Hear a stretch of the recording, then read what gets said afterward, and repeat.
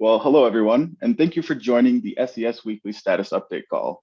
I'm Retro, a contributor from the Sustainable Ecosystem Scaling Core Unit, and today we're joined by a familiar face, Colby Anderson. You may remember Colby from previous update calls and forum posts discussing a research grant he led exploring scalability solutions for governance, with an emphasis on range polling. Colby's ability to synthesize concepts demonstrated a unique profile that could play a larger role at the DAO. And today we're looking forward to announcing him into the SES incubation program as the potential facilitator for Maker Academy. Before I turn the mic over to Colby, I want to remind the audience to submit any questions they have in the chat at any time during the presentation, and we'll ask you to unmute your mic during a break in the action or at the end during the Q&A. With that, Colby, the floor is yours. Thank you for such a flattering introduction. Yeah, so I guess let's just begin. Before I kind of talk about Maker Academy as a, incubating core unit, what kind of our purpose is, what we plan to do, some of our goals, when we plan to become official, I'd like to just start off by kind of telling the story behind Maker Academy, why we saw it was necessary as a new core unit. And yeah, just go over the motivation for Maker Academy. So to start off, I'll talk a little bit about my learning journey through Maker Academy, my learning journey with MakerDAO. So to start, I already had some experience in the blockchain space with DeFi, just studying on my own, self-learning. But with Maker, I wasn't too familiar. And by the time I had to, interview with Maker for my initial grant, I decided it was time that I delve more into Maker, start learning about it. But I was faced with many learning obstacles. And so the first one was that it was unorganized, the information that's currently out there. When I first had my initial search, there was many different sites, right? Not only from Maker, but also from other websites. So when you first type in, Maker, MakerDAO Learn, Maker Education, stuff like this, start researching, right, to learn more, as I'm sure all of you have in the past. The first things that show up are Medium articles, then there's articles from other websites. And then finally, when you get to the Maker specific stuff, right, stuff that MakerDAO has produced, there's like 20 different websites. And, all these different websites are very similar. And so when you're trying to learn and you're initially confronted with this, it's very confusing because you don't know where you should start, what the go-to source is, right? You just have like 40 different options and no idea which one's the best because there's no consensus on, this is the go-to source for education, right? And so you also don't know which ones to trust. Not to mention that, the stuff not coming from Maker, so Medium articles, things like this, they have much higher SEO. And so that's kind of what you're presented with first, at least in my experience. And so you kind of ask yourself, well, can I trust this, if it's not coming from MakerDAO? Now, once you have all these sites and the different sites with educational material, there's no efficient pathway through them, right? You're confronted with all this information. And based on your goal, whatever that is, maybe you want to master Maker, maybe you want a specific job, you want to contribute in some way. There's no kind of curriculum to get you from beginner to a specific goal, right? You just have all this content and you kind of have to invent your own path. I mean, it's a pretty hard task, and when you get to, for example, university, and let's say you want to have a computer science degree. It's not like you just choose your own courses for the whole degree, right? There's usually some requirements, some sequential ordering of courses. And the point of that is, people who are experts in computer science, right? They know the most efficient path, all the prerequisites for certain information, and you kind of go in the sequential ordering. And it makes learning much more efficient. That's always a problem with self-learning is you don't have this. And it's especially true in the case of Maker. The next learning obstacle was duplication.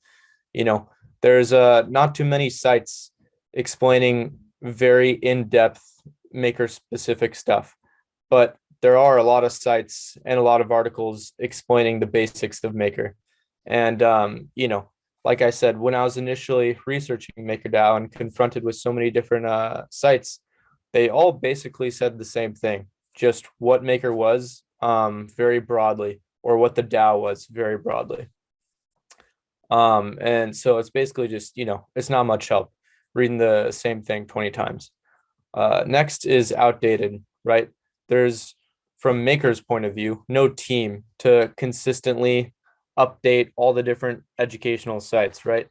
And as a result, there's information all the way back from single collateral DAI to the old auction system to, assuming that there's still the Maker Foundation running all this. And when you're learning, you obviously don't know the most up-to-date information. So when you read this out-of-date information, you think it's correct. And it can become very confusing if you first read the out-of-date information, then you read the up-to-date information, then you don't know what's correct. And not to say, there's plenty of up-to-date information out there, just not all of it. And since there's no go-to site, it's kind of hard to distinguish where that up-to-date information is. The next is just missing information. Like I said, there's plenty of sites describing Maker broadly, but what if you want to master the Maker protocol? For example, like I did, when I was kind of having my initial grant, right, with SES, I wanted to master Maker so I could be the most productive kind of contributor I could be and have all the context required to kind of innovate. But besides a bunch of broad information about Maker, I couldn't really find in-depth educational material, right? Stuff about, how the DAO manages IP and all this kind of stuff. It would be ideal if kind of every aspect of Maker there was educational material for, not just overall, but in-depth stuff. And, this does exist to some extent. Although this information can be found deep inside MakerDAO's forum and the different, Maker improvement proposals on our MIP site, it's, not meant for education purposes, right? It's kind of meant for the community to inform them on what's going on. And so just the standard, of the education is not met. And it's also hard to find, of course, being buried in forums and MIPs. Lastly is a substandard communication. So a lot of these articles and educational material, right, they're not to the standard that you would typically see in an educational setting, right? I mean, the typical standard is a textbook, something that follows very specific guidelines in terms of communication and pedagogy. Not going to get into them here, but this is something that Maker's educational material still doesn't achieve. And so these learning obstacles that I faced both during my initial learning process and during my onboarding process, they also affect the hiring process, right? For example, in other industries, if you want to learn a skill, it's pretty simple. If you want to go into finance, well, you just go to university. And then if you want to enter yourself in kind of a candidate pool that tons of different employers and businesses, reach into to hire you, well, it's the same thing. You just go to university, right? You kind of at university acquire the skills, 2, kind of learn what's out there in terms of opportunity, and then 3, get recruited. But since the DeFi industry is so new, of course, university hasn't caught up. And as a result, there's no alternative in the DeFi industry. We kind of have to create our own version. And that's why you see all these other academies popping up, because there is a need.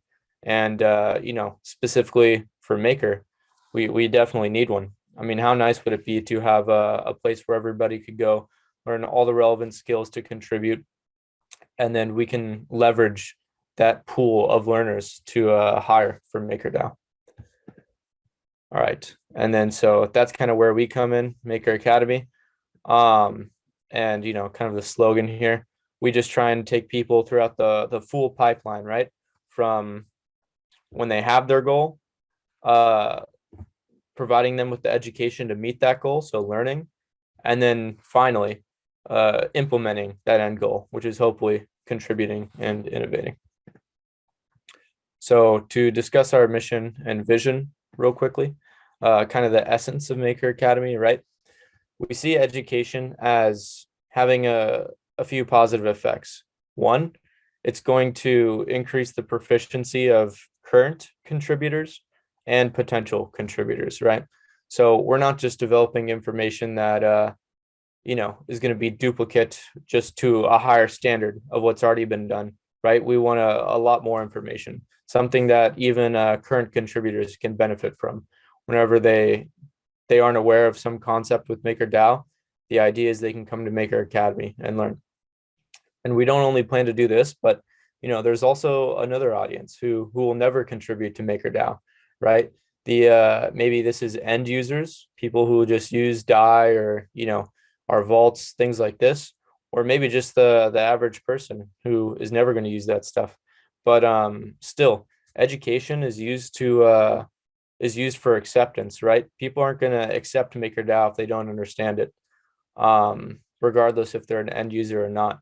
And so educating just the general public is going to help kind of the acceptance of Maker as well. And an important word here is facilitating, right? We plan to not produce all the content ourselves. At Maker Academy, we say our background is in more communication, pedagogy, education, right? Coming up with the material, knowing how to come up with the material, but we're not experts in every field. And so ideally, we would be facilitating these experts in producing content. Now we'll be producing content ourselves, but this is just a more scalable way of doing things. Next up, our vision. You can kind of see the 4 main points of our vision there. And this vision is just a direct reflection of answering the question, okay, these are the problems Maker Academy is trying to solve. Let's imagine a world where these problems are solved. And that's how we kind of came up with our vision. And lastly here, a note at the end. So there's many different audiences that we could focus on in terms of education, right? There's contributors, all different kinds of contributors. There's laymen, there's end users, stuff I already talked about. But, we don't have the resources to kind of create educational material for everybody. And so we have to prioritize somehow. And we chose to focus on potential and current contributors first, because these people have more of an impact on Maker than, the layman.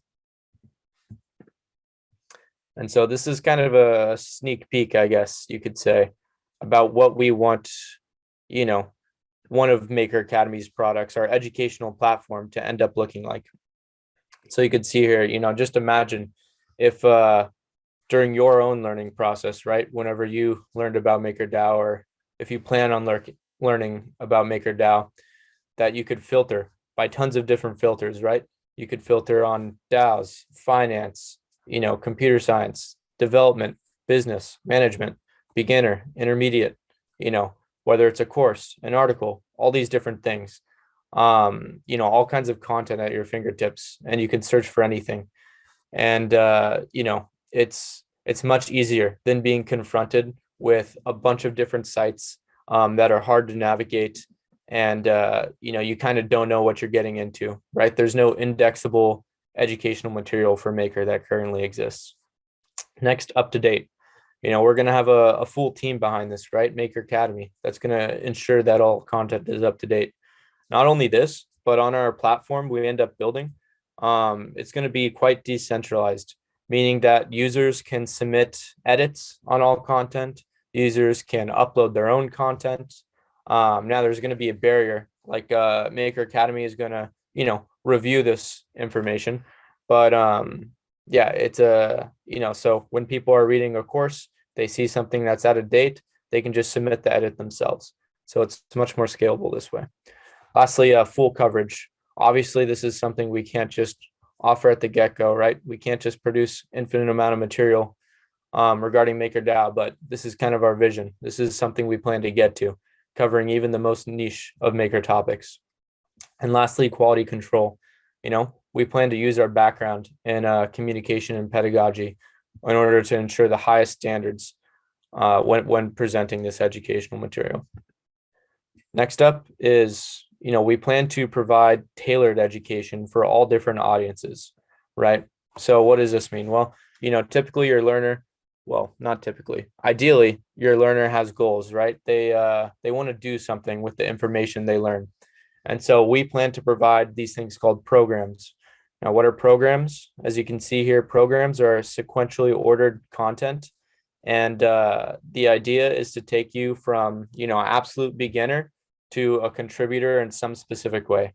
For example, the facilitator onboarding program, this would take you from beginner to being competent enough to be a facilitator. So this was kind of, a glimpse of what the incubation program for SES could look like. And, the reason for doing this is it's much more efficient, right? It compresses the learning curve of the student.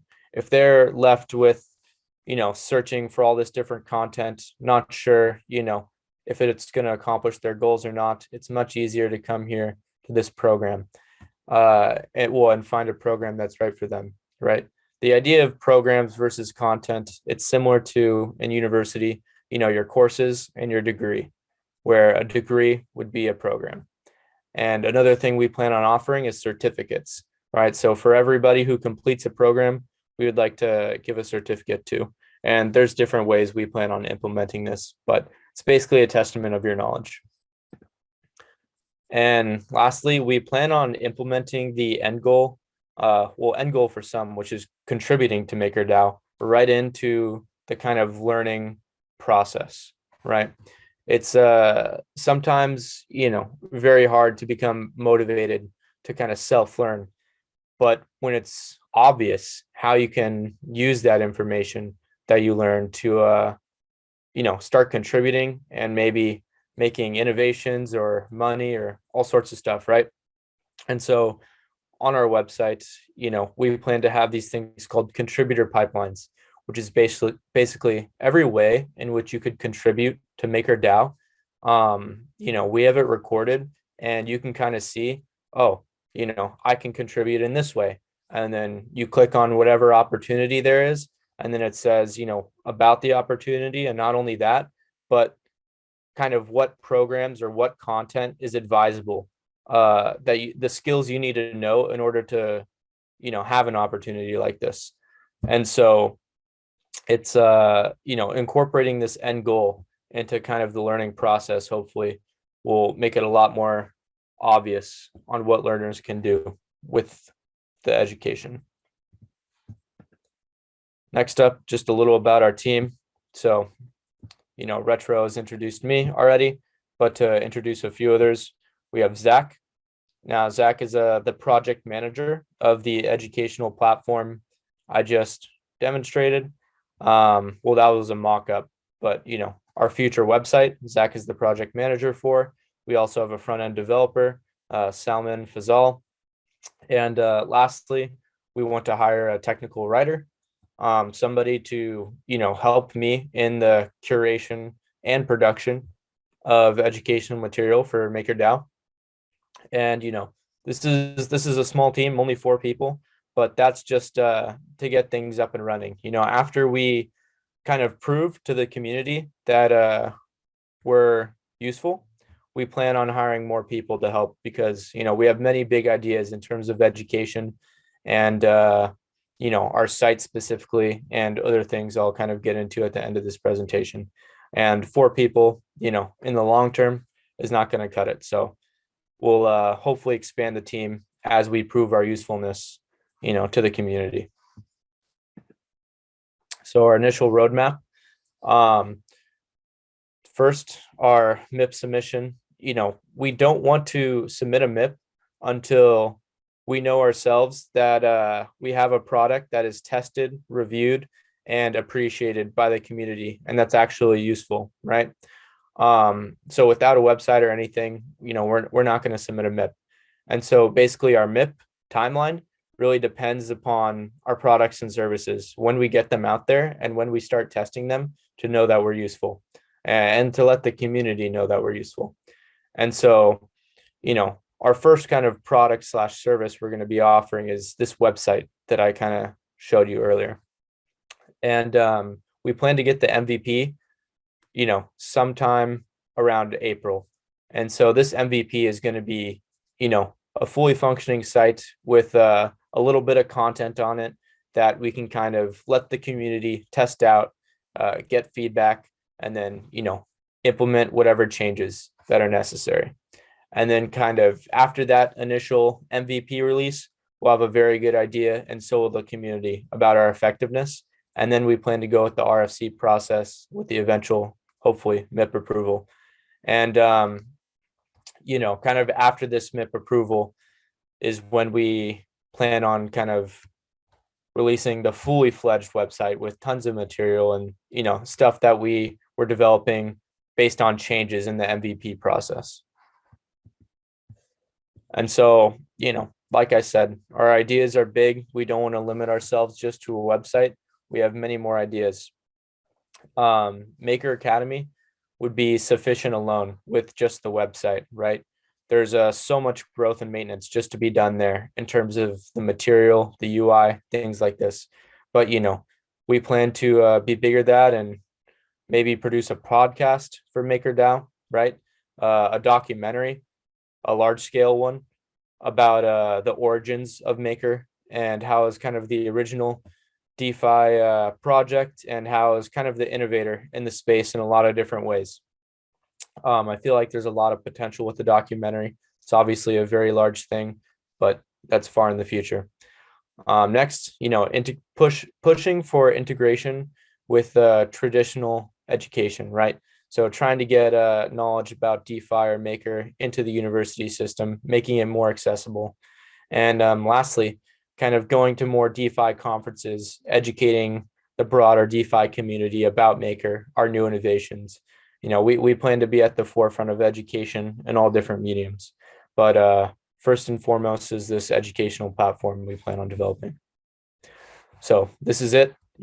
If you'd like to reach out, here are some potential reasons to do so.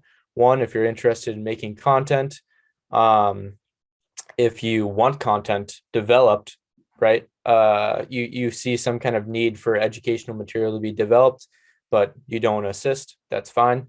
We just like to know what everybody thinks, just in general, improvements, ideas for our core unit. If you'd like to work with us in the future, and eventually if you'd like to test out our website or our current version of it, our mock-ups for it, all help is welcome. And so here are a few different ways to contact me. But essentially, that is Maker Academy in a nutshell. So glad you could all attend and, stick through to the end of this presentation.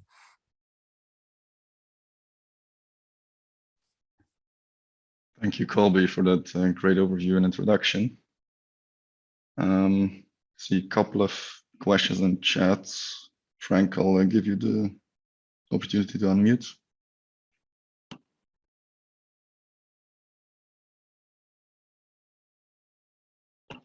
Oh, darn. Okay, cool. Got it. Thanks, man. Great presentation, Colby. Good stuff.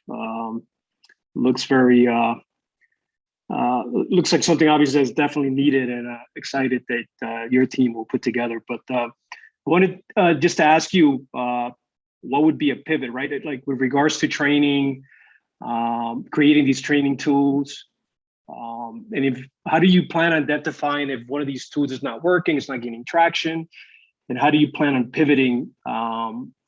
So what are your techniques for identifying such, and what are your techniques for pivoting from one training method to another, in a nutshell? Definitely a good question. To rephrase, basically, what are our metrics for success? When will we know that we're actually being successful or not? And if we're not, knowing those metrics to change, or what to change in order to be successful. And so we have a few different ideas. And first, I would like to say, luckily, our education is not going to be, person to person. It's conducted through an online medium, right? A website. And so with this, we have the power of obtaining a lot of different analytics, right?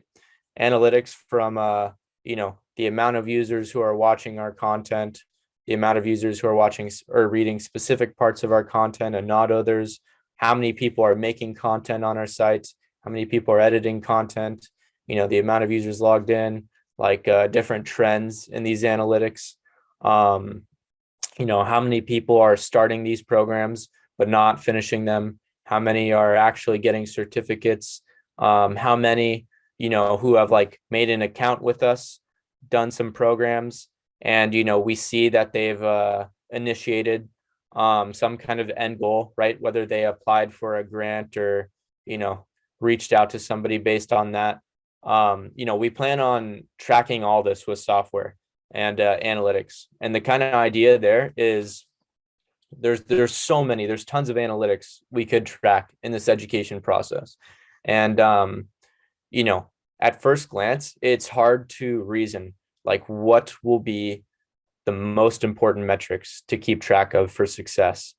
And luckily, that's why we're kind of designing a model where it's like we plan on tracking as many analytics as we can, so we can always adapt over time and realize, okay, we're not doing so well here. How do we improve? We're not doing so well in this other area. How do we improve? And, as we become more knowledgeable about what success is, we'll have analytics and a history of those analytics to kind of realize if we're meeting that vision or not.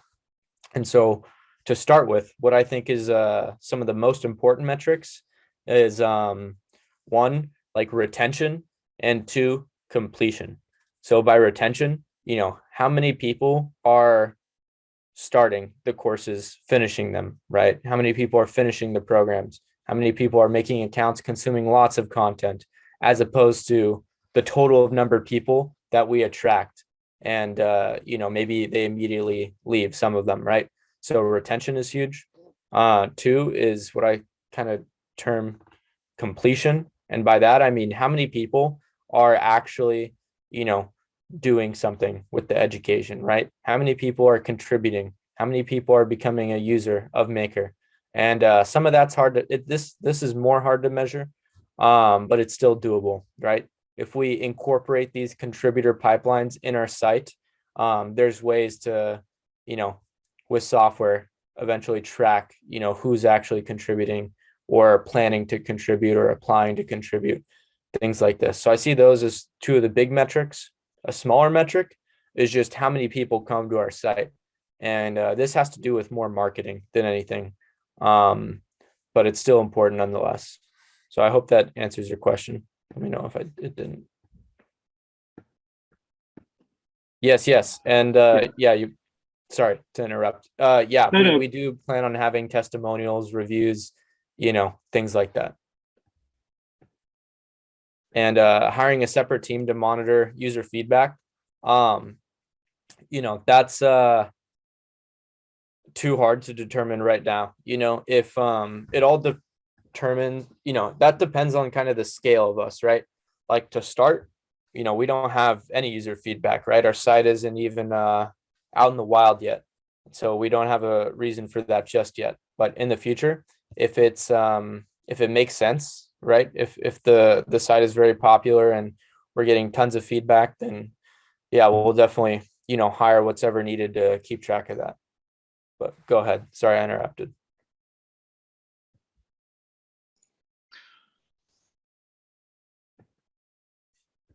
Yeah, I believe Frank said that concludes his question.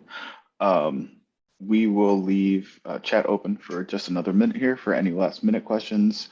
I want to hop on the mic and quickly say that as a new contributor here for just a couple months, I would be excited for this resource still. There's still definitely some gaps in my knowledge. So definitely excited on a personal level outside of incubating the core unit to have this resource available. Thank you. Appreciate that.